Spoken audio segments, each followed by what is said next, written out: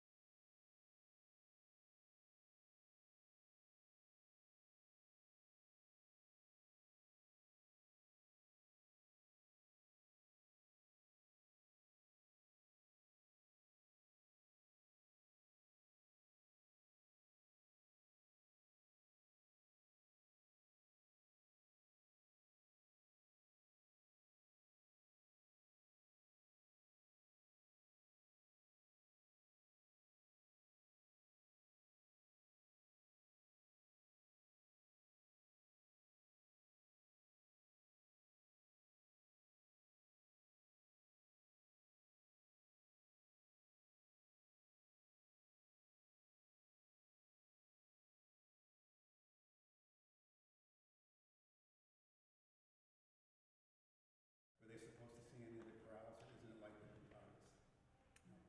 We're live. Okay. We're live? Okay.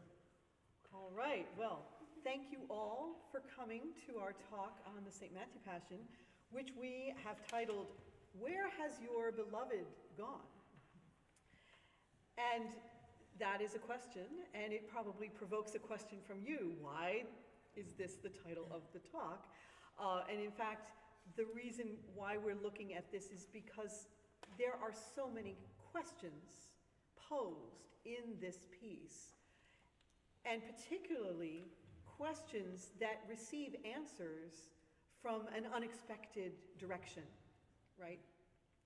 The quote in the title is actually from Movement 30, which opens part 2, where the alto soloist is lamenting that Jesus has been arrested. Ach, nun ist mein Jesus hin, now my Jesus has gone away. And there's a question that comes from chorus 2, where has your beloved gone? But this question is also originating from centuries earlier, because it's drawn from the Hebrew Testament, the Song of Songs. So we thought that our take on the St. Matthew together would be to look at these questions and look at certain passages that are significant in Matthew's Gospel in particular. We're trying to understand not just, yes, it's a great piece, and it's considered not only maybe Bach's greatest work, but possibly one of the greatest works ever composed. And there are people who will go farther and say it's one of the greatest achievements of human art. And these superlatives are almost too daunting, because when a work of art is given that kind of a weight, it almost makes us want to look away. Like, I can't possibly walk into a piece like this because it's just too grand. But the thing about the Matthew Passion is that it's continually poking at us, and it's continually trying to reach inside of us. And I think that fascination, and how people who experience the piece find that it is speaking directly to them, that to me is the thing that I hope we can unpack a little bit today. And also to be thinking, as the piece itself does, how it's relating to the past and the future. Finally, we might explore, why are we still performing the work? You know, are there things about the work that give us pause? And if that's the case, are there things that maybe we shouldn't be presenting? So I'm opening up in my theme of questions, and I should introduce myself and my colleagues. I'm Pamela Dellal, the director of the Bach Institute, and to my left is Ryan Turner, the artistic director of Emmanuel Music, who will be conducting the St. Matthew next weekend. And to my right is Reverend Pamela Werntz, the rector of Emmanuel Church. And I'd like to turn to you first to hear what you can tell us about the Matthew Gospel. Thank you. So I'm going to give some basics and then talk a little bit about the Passion portion of the Gospel of Matthew. But just to start, the Gospel of Matthew, through the ages, I would say, is the most quoted and most influential, certainly of the synoptic Gospels, which are Mark and Matthew and Luke. It was prominently placed first in the canon when the New Testament got organized, because it was generally liked the best. It was thought to be the best of the four. And it was, in the early days, believed to be written by an eyewitness, although scholars don't believe that it was written by an eyewitness anymore. To refer to that gospel, that first gospel, as Matthew is a convention, because the author is unknown. The author writes like a scribe, like a lawyer making a case. So that's when you look at the whole gospel, that's the sense you get. The location and the audience for the Gospel of Matthew are probably Antioch in Syria, which was one of the biggest cities in the Roman Empire. It's possible that it was written for and in the Galilee. That's so the northern part of what is Israel now. So we don't know. The evidence of the text and the way it's argued and what the citations that are offered lead us to conclude that the author was Jewish and that the audience was Jewish, not Gentile. There's a really strong theme in Matthew of scriptural fulfillment as evidence of the will of God through the story. Matthew is arguing using evidence from the Hebrew Bible. And he offers that evidence in 5 kind of sermons or lectures of Jesus. And it's also true, though, that he's not just a lawyer, he's also a pastor. He cares deeply about the well-being of his audience. So it's both pastoral and legal in a fulfillment kind of way, in an argument kind of way. Probably written at the end of the first century, probably, I think, around 80. It was certainly written after Mark, but I would place it after Mark and before Luke.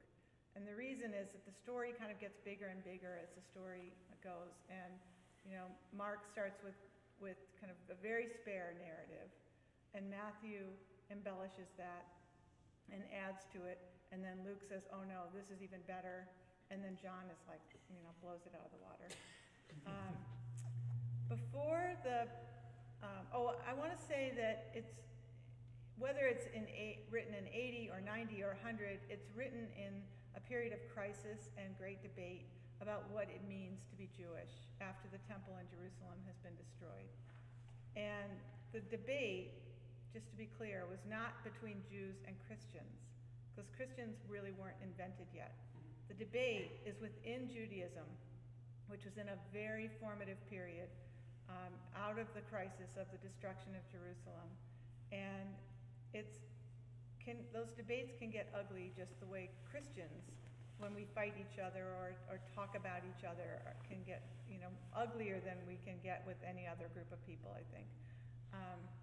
So just before the Passion narrative, which is the story, Passion refers to the story of Jesus' arrest and crucifixion.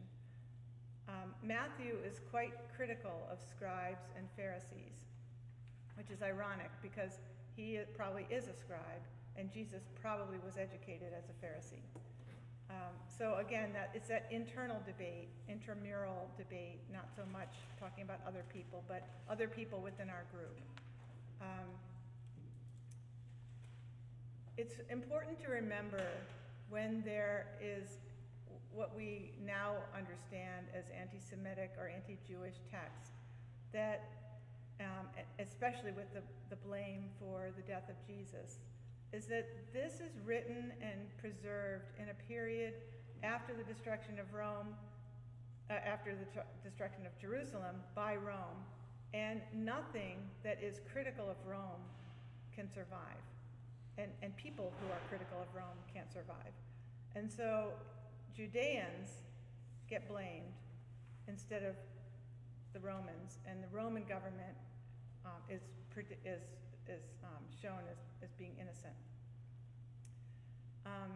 Let's see, the irony, I think, is that, and tragedy, is that Matthew's nuanced arguments become really grossly distorted by polemics in later centuries, including our own time, and they become fuel for really deadly hatred of Judaism and Jewish people. And the church develops language around the old Israel and the new Israel, or the Old Testament and the New Testament, or the Old Covenant and the New Covenant. And the cry of the people in the scene where Jesus is condemned to death, his blood be upon us and upon our children, reads very differently if Jews are saying it about themselves and their own sense of agency, or the agency of their ancestors, than if Christian people are using that to justify mistreatment of other people. So that's what happens after the Gospel of Matthew is written, and in the centuries until the Christian church gets in bed with the empire, with Constantine. And the last thing I want to emphasize, I think, about this Gospel of Matthew is that it's literature, right? It's most like our historical fiction genre of today, and that is kind of old news for some of you, and for some of you that might be shocking to say. It's sacred scripture, sacred historical fiction. It's composed narrative. It's full of rationales and dialogues, and where there probably weren't, imagined dialogues. Meanings are getting made. The writer and the community are trying to figure out who they are and who are they in relationship to Jesus. So what Bach is doing with Matthew is taking a framework, just like the gospel, like Matthew did with the framework that Mark provided and some other frameworks that were in existence, and adding those dialogues and rationales and meanings and commentary for his community. In the introduction, I think this is the first thing that's highlighted for you. There are the questions: who, and the answer is the bridegroom; how, like a lamb; what, behold the patience; where, at our guilt. And the question that's not asked but is implied, and it goes through the whole Bach St. Matthew, is when, and the answer is now. The answer is always now. Now this is happening, not just this did happen. You can tell I was writing this talk at the same time I was writing my sermon from this morning. It's now. So chapter 26 of the Gospel of Matthew is where Bach takes off. And what has just happened, the chapters are the chapter numbers and even paragraphs and sections are kind of a medieval invention in Scripture. So there's no break between Jesus' teaching that the way to serve him is to serve others. It's the famous passage in Matthew of, I was hungry and you gave me something to eat. I was thirsty and you gave me something to drink. I was a stranger and you welcomed me. I was naked and you clothed me. I was in prison. I was sick and you visited me. That's what happens just before the Passion. And anyone who is scripturally literate in Bach's time knows that that is what just has taken place. And then the only other thing I want to say really quickly is that there are some important passages in Matthew that aren't in any other Gospels. It's Matthew's material. And those are highlighted, I think. Those who take up the sword will perish by the sword. The story of Judas' suicide. The council buying Potter's Field. Pilate's dream, Pilate's wife's dream, and warning Pilate to not have anything to do with Jesus. Pilate washing his hands. The nadir is, his blood be on us and upon our children. The earthquake at Jesus' death, where the rocks split and the bodies are resurrected at the moment that Jesus dies, which is kind of a theological problem that trips up the church later on. Not that there aren't others, but and then the conspiracy theory and the guards at the tomb. Those are all just Matthew, but because of Matthew's prominence, they become a part of the story. And when we don't hear them in the other Gospels, our brains kind of insert them. We figure maybe we were spacing out, or we didn't hear it. And so they have a much bigger, those passages have a much bigger impact on us and our understanding of the gospel story than they would if Matthew was not so quoted so often. So I'm going to stop there and hand it back to you, Pam, to talk about some of the non-scriptural passages. Yes, thank you. So the passages that Pam was just referring to are the ones in yellow. I want to call your attention to the green passages. People make fun of my color coding, but I find it's very helpful for the eye. And one of the most fascinating things about the St. Matthew Passion of Bach is this superstructure that he lays over the gospel by having these two choruses and two orchestras. And not only having this double structure, but also giving names to these two ensembles. One is called the Daughters of Zion, Töchter Zion, and the other is called Gläubige Seele, Faithful Souls. And there have been a lot of scholars looking deeply into see where some of these terms are coming from. And I don't believe that there is an absolute consensus on this. I think that ambiguities in how this libretto is constructed are right there at the beginning, because the Daughters of Zion obviously have a relationship to being part of the historical people, right? They are daughters, so they are family, and Zion referring to the people of the book, right?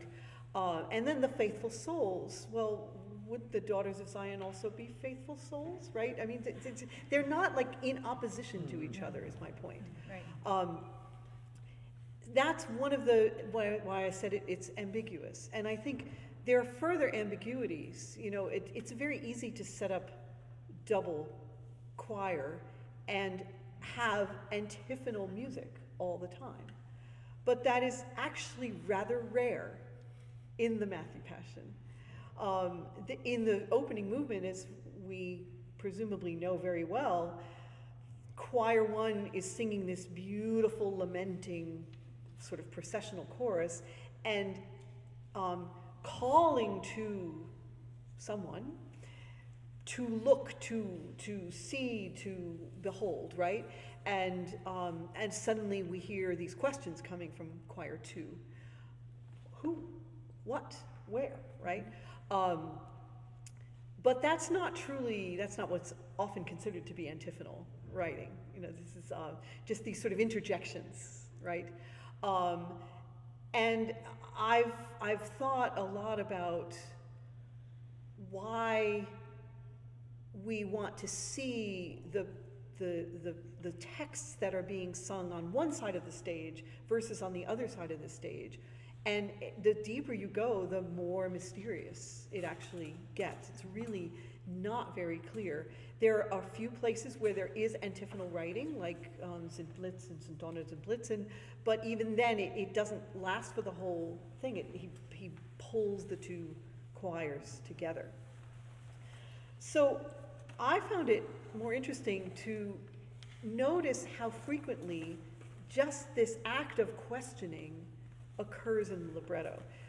We must think about Bach's partner in this creative act, which is the librettist himself, Henrizi, who took the pen name Picander, and he was a very well-known Leipzig poet who collaborated with Bach on many cantatas, including a number of secular cantatas. He had a lot of interest in old Greek poetic traditions. That's Picander being a nod to that. And he had a very elegant and sort of symmetrical and creative way of using language. So Picander's influence on what we think is the Matthew Passion, it's hard to overstate, even though he tends to get overlooked, I think, when we think of Bach's great creation. If we walk through our handout and you just sort of leaf through the pages, you'll see all of these green passages. The first one is the first chorale that we hear, and all the chorales, of course, are sung by the combined orchestras and choirs. This entire chorale is a rhetorical question. Was hast du verbrochen? Right? Was ist die Schuld? In was für Missetaten? What, why, what, how? And that question actually doesn't get literally answered, but I believe that the question hangs over the whole piece. It sort of lays out this, tell us why this had to happen narrative, right? And then we will find smaller versions of that sprinkled throughout the libretto. So the next one is at the beginning of the Last Supper scene, when Jesus says that one among you will betray me, and the disciples say, Lord, is it I? Herr, bin ich's? And then Bach and Picander place another chorale, it is I should atone. And here is a perfect example of a question that's happening within the narrative being answered outside of the narrative. And the now thing that Pam was talking about is very vivid here. So we have a sense that events have been completed in the past. They're done, they're over. But in the present, we're still living them. We are experiencing them and trying, in a way, to become a part of the narrative as it's ongoing. So, as if by taking ownership of this role, I was the one who betrayed you, I could change the outcome of the story, right? I always think of it as watching a horror movie and screaming at the screen, don't go through the door, you know. Right. It's very, very vivid. It's very immediate. The next passage is on the second page, the recitative for tenor, O Schmerz, hitzete das gequälte Herz. So the tenor soloist is watching Jesus in the Garden of Gethsemane in his anguish, pleading to let the cup of suffering pass from him. And chorus 2 asks a question, what is the cause of all this trouble? And Bach interleaves the chorus, the choir 2 responses to what the tenor is saying. So it's not exactly a direct answer, but we hear this, oh, this awful thing is happening. You say, well, what's wrong? Why, right? I think it's easy when you hear the piece very frequently to ignore the sort of immediacy of the posing of these questions. But I was really struck by just how frequently we're finding ourselves having to hear questions and think about what the answers might be. Moving on, we will come again to the stunning scene when Jesus is captured. And we have this amazing passage about, are lightning and thunder extinguished in the clouds? This is another rhetorical question, for sure. But I think the choice to use this text at this moment is another way of asking questions. Moving on, the next passage is the one that I was using to title the talk, the aria that begins part 2. And what I really love about this is the oldest text in the whole libretto. This is the text that comes all the way from the Song of Songs, which is, even in the Hebrew Bible, one of the earliest texts. So how fascinating that Picander chooses to use this as a response to the soul who is lamenting the loss of her beloved, who is Jesus. Oh, most beautiful among women. So really personalizing the feeling of that individual soul, and the where has your lover turned? Where has he gone? The next vivid question, I think, is in the I think the most remarkable passage in the Matthew, in my opinion, which is right before the very great soprano aria, Aus Liebe. So this is, I'm sorry, I don't have page numbers here, but moving on, I think, to the 6th page. You have the number of the... I have the number of the movement, so this is movement 47 going into movement 48. We have Pilate now questioning Jesus. And at first, he's speaking to the crowd, and he's saying, why did you bring this man to me? You know, why do I need to pass judgment upon him? And they're telling him what their complaints are, and he says, you should deal with it yourself. And they say, no, we want him to be crucified. And then he asks the question, what crime has he committed? Was hat Übles getan? And the answer within the narrative is delayed for 10 or so remarkable minutes, in which a solo voice says, he's done all these great things. He's helped people. He cared for the lame and the blind. And he took the sinners in, and then proclaiming, in some ways, the answer to that question back in the first chorale. Why is this happening? Out of love, this is happening. And the sense, I mean, it really has always been for me a heart-stopping moment in the piece for many, many reasons, including the musical setting.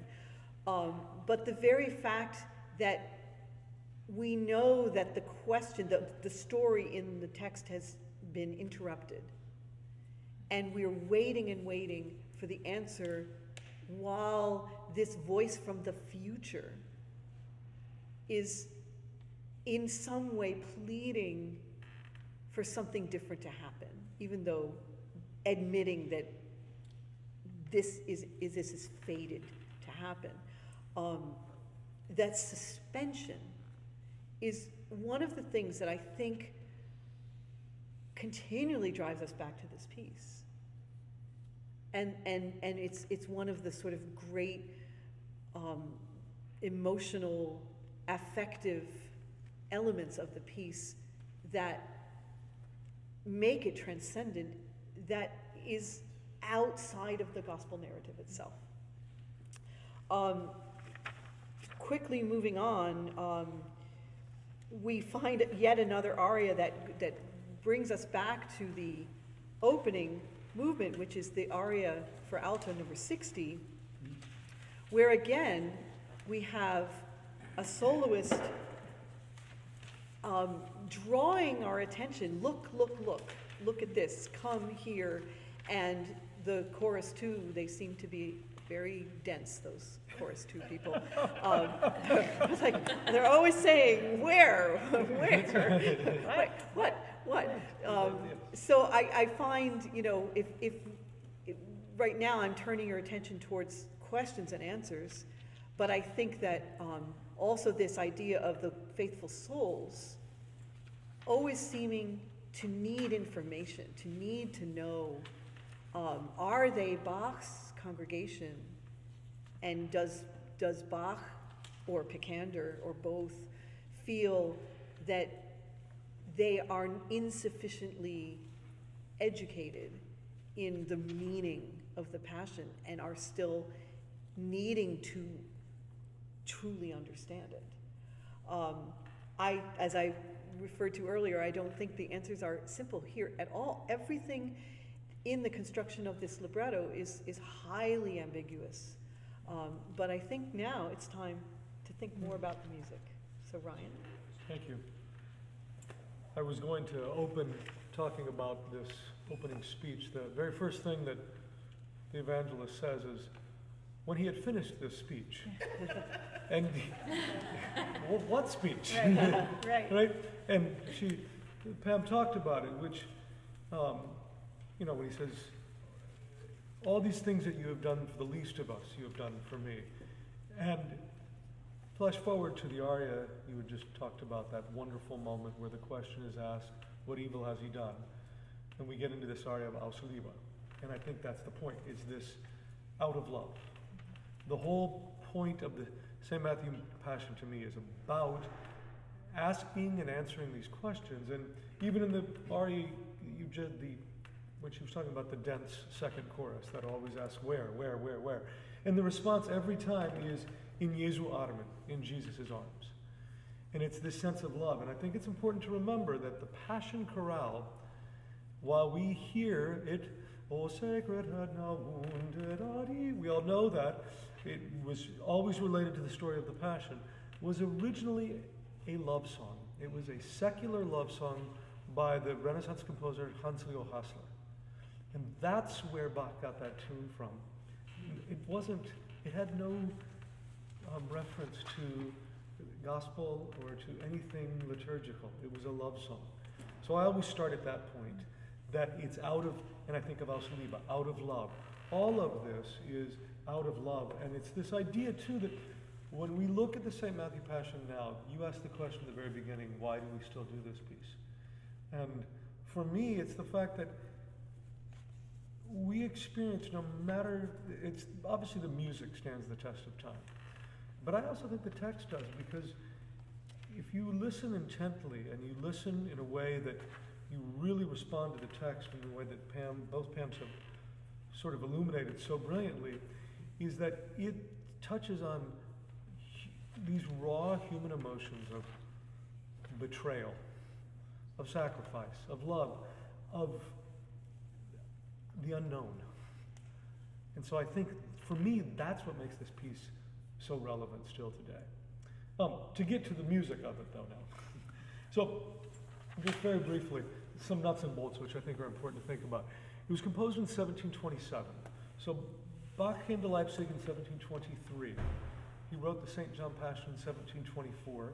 He revised the St. John Passion in 1725. And as Pam mentioned, he had this relationship, as it were, with Henrizi, or Picander. And in 1726, actually, Picander published a St. John libretto, the year after Bach wrote a St. John. And then he collaborated with them, but anyways, in 1727 is when he did the St. Matthew. He then revised it in 1736. In the original 1727 version, the final chorale that ends part one was simply a block chorale. What we hear now, and what we hear in the performing version that we're doing today, and what's sort of the common practice everybody hears, is this long sort of chorale fantasia, O Mensch bewein dein Sünde groß, which would not have been a new idea, though, because actually Bach used it in his 1725 version of the St. John Passion. So he often borrows from himself, and you can see how he's always working on things. There was also that, and he changed a few of the instrumentations from 1727 to 1736. And then he does another version in 1742. The 1736 version is sort of the common practice performance version. There is a recording out there. There's a wonderful early music group out of the UK, the Dunedin Consort, that's led by a fantastic keyboard player, John Butt. There's a 1742 version out there.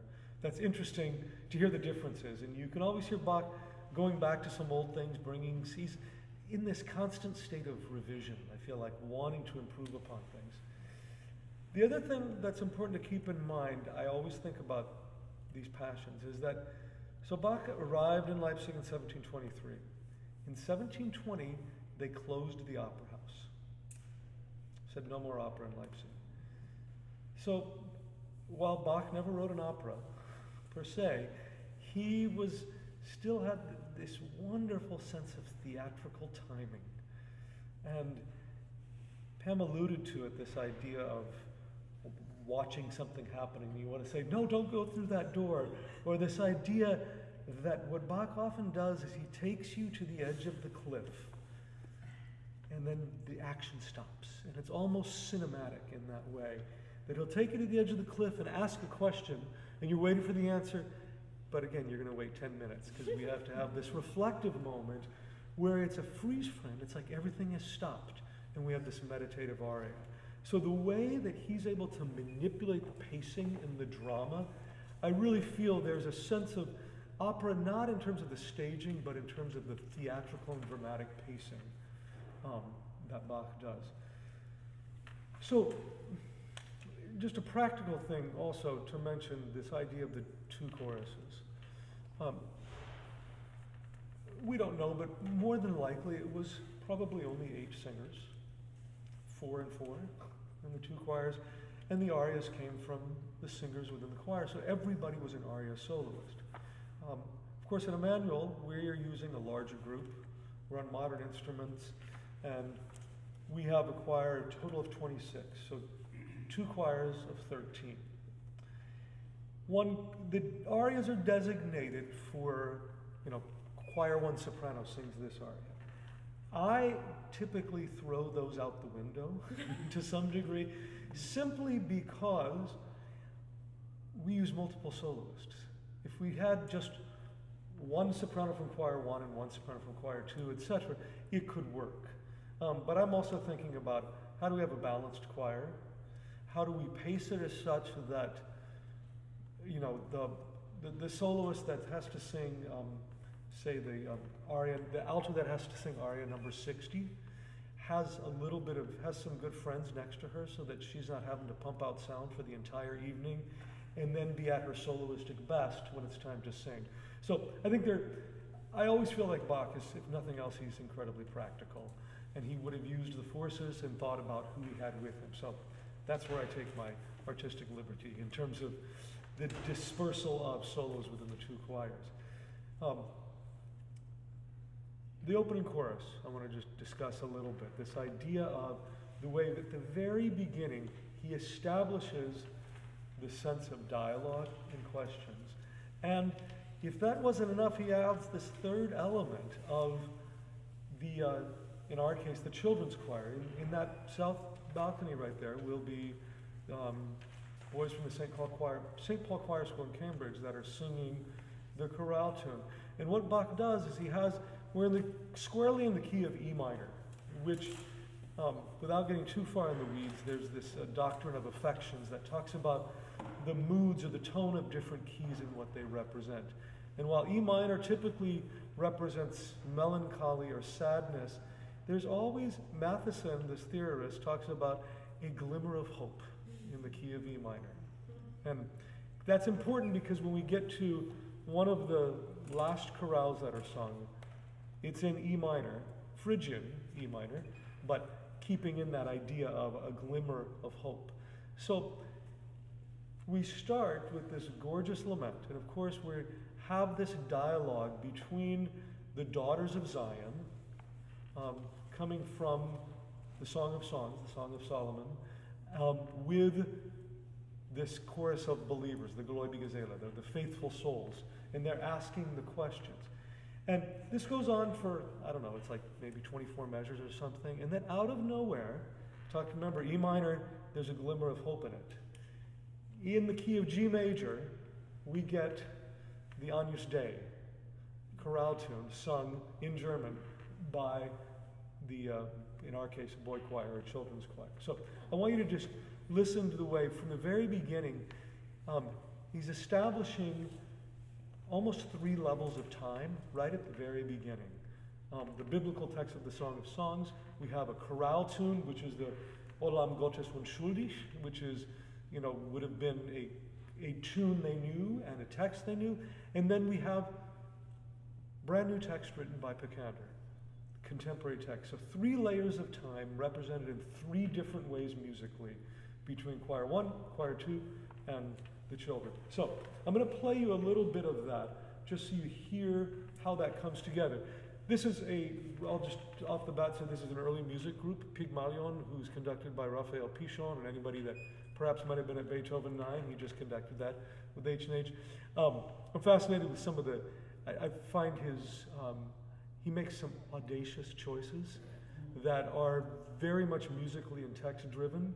I don't agree with all of it, but I have absolute respect for sort of the risk taking that is fueled by what's happening text-wise and musically. So just listen and I'll point to you when you'll hear when the children's choir comes in.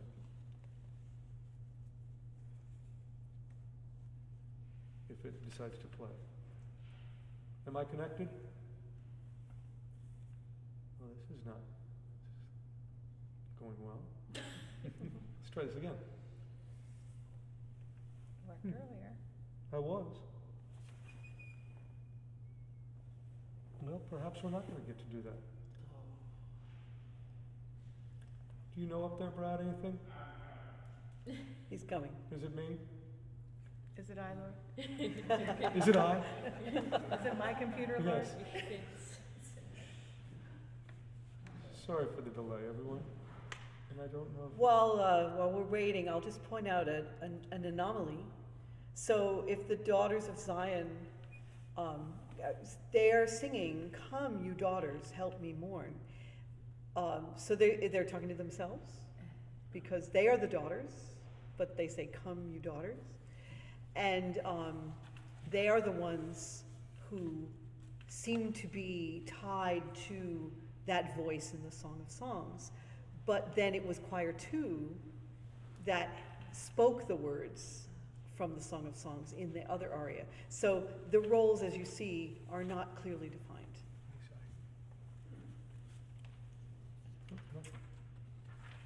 And it is playing. So.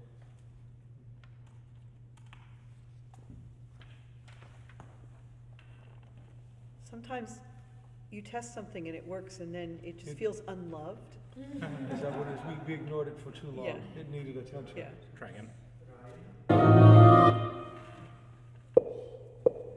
All right. Thank you, Brad. I don't know what I did. All right. So this is about half a bar before the choir comes in, the choir 1 begins. You'll hear choir 1 sing the Königliche Zion, and then you hear choir 2 ask the questions, and then shortly thereafter you'll hear the Cantus Firmus coming.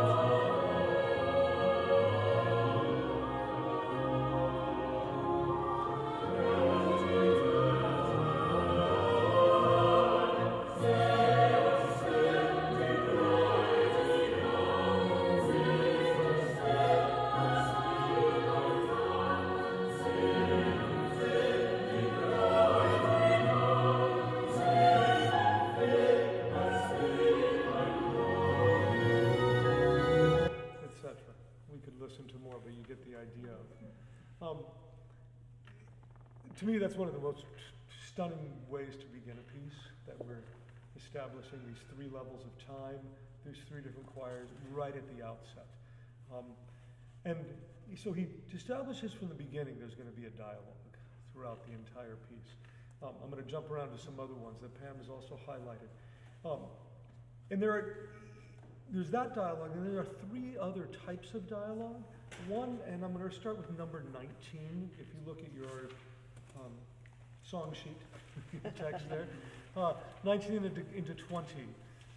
And this is a dialogue that happens between a single speaker or a singer and a group. So he's supposed to be the tenor from choir 1 in dialogue with choir 2.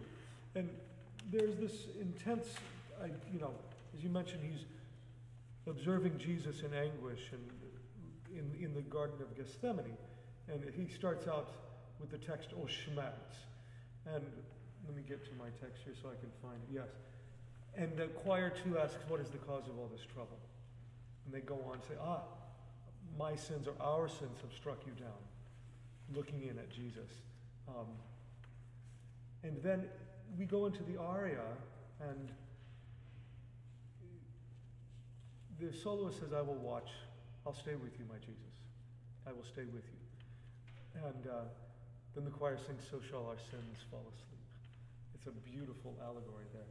And there's an interesting thing to keep in mind too, is that in Bach's time, woodwind, you were a woodwind player, essentially. It wasn't. So he introduces in only one movement 2 recorders. It's the only time in the entire St. Matthew Passion we have 2 recorders. And there's an oboe soloist at the same time. So it always begs the question, did you just have 2 recorder players hanging around that had nothing to do? Or more than likely it would have been there are 3 oboes involved in the piece. 2, and they switch around. You have English horn, you have 2 d'amores, you have 2 oboes. More than likely those woodwind players also would play recorder and would have doubled. So they would have been doublers. Now for us, we have, one of ours doubles, because our flute player, Vanessa, doubles on recorder. And then Pamela's husband, Roy, is our other recorder player. So the first time we hear him, the singer, talking about this pain, and then there's this dialogue, which really is sort of almost a psychological subtext that's really sort of agitated, we get a brand new sound we haven't heard yet in these recorders. So I want to play a little bit of that for you so you hear what happens. Give me one moment.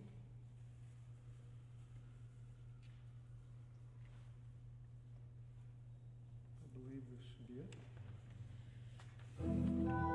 O Schmerz, jetzt zieht das gequälte Herz. Sie singt es hin, sie bleicht sein Angesicht. Was ist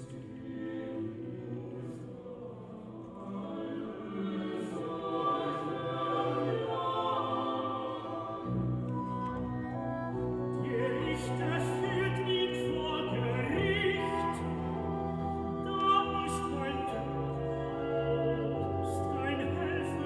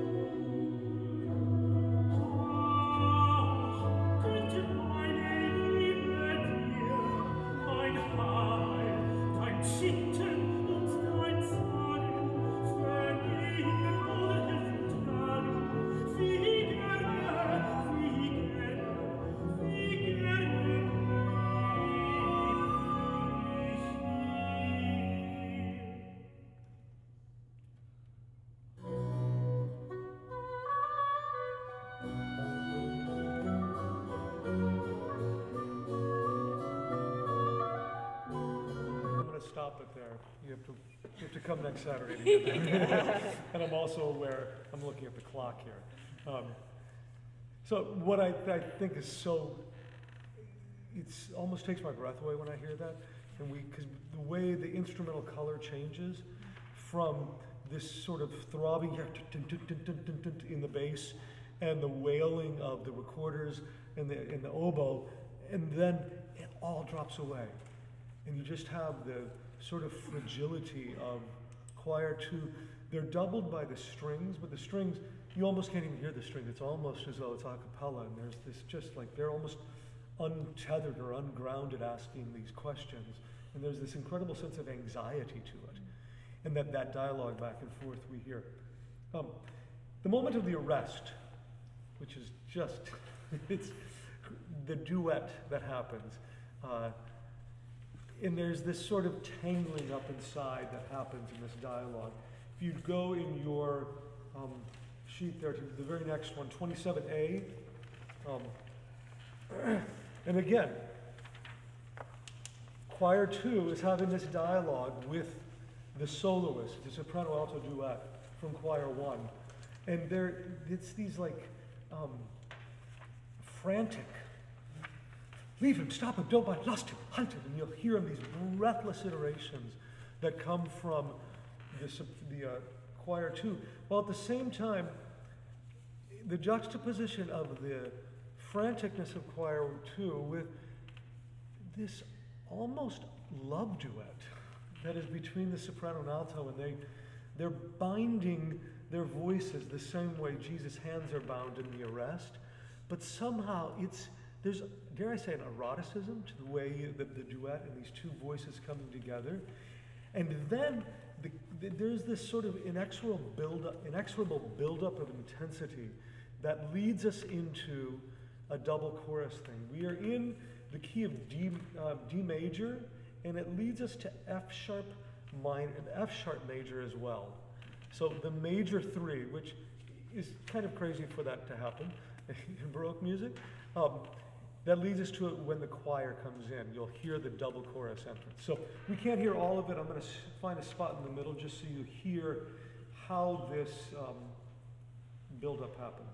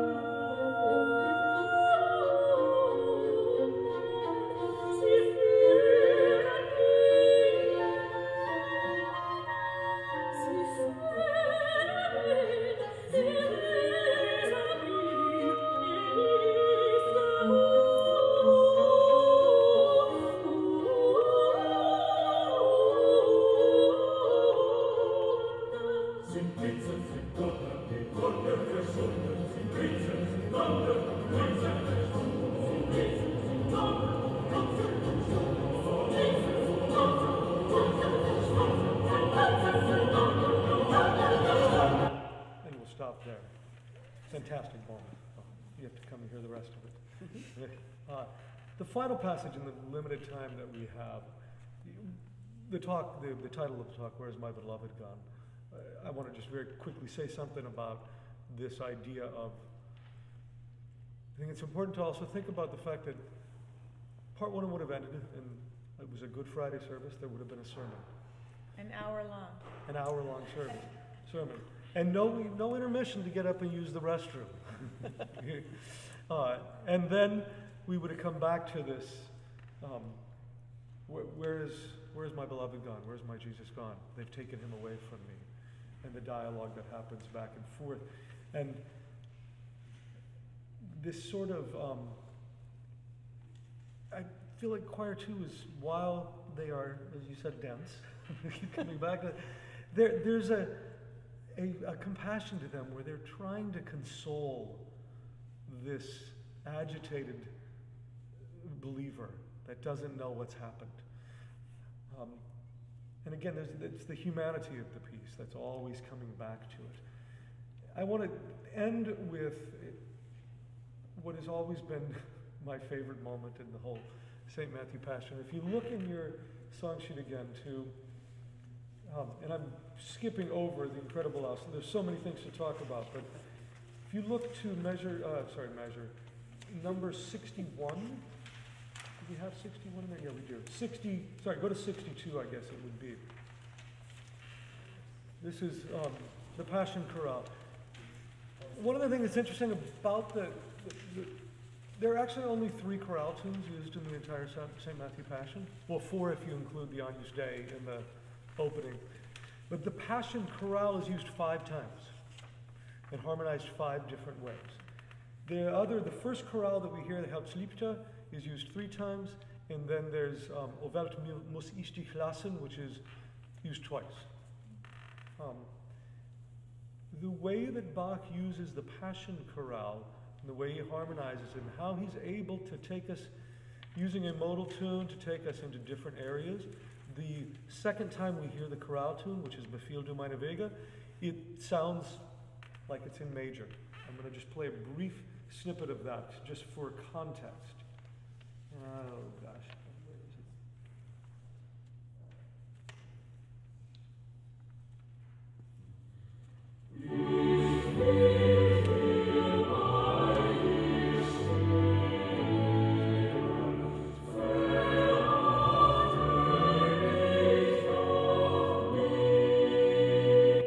Now, if you look in your song sheet there to number 62, what leads up to this moment is, in the previous recitative, this is the moment where Jesus is forsaken.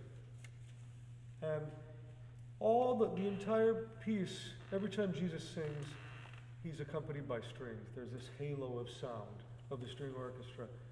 At the moment where he says, "Why have you forsaken me?" the strings disappear. And he's just with continuum. And it leads, there's a little turba chorus, and then it leads to this chorale. When I must depart one day, do not part from me then. When I must suffer death, come to me. And it's an E minor, that key that has, while sad and melancholy, has a glimmer of hope to it. But it's also in Phrygian, which E minor Phrygian, for any pianists out there, it basically uses all the white keys. So you have a minor second between E and the next note of the white keys on the piano is F natural. It has this sort of downward cast to it. And if you listen to this chorale, by the end, even on the word pain, notice where we end up.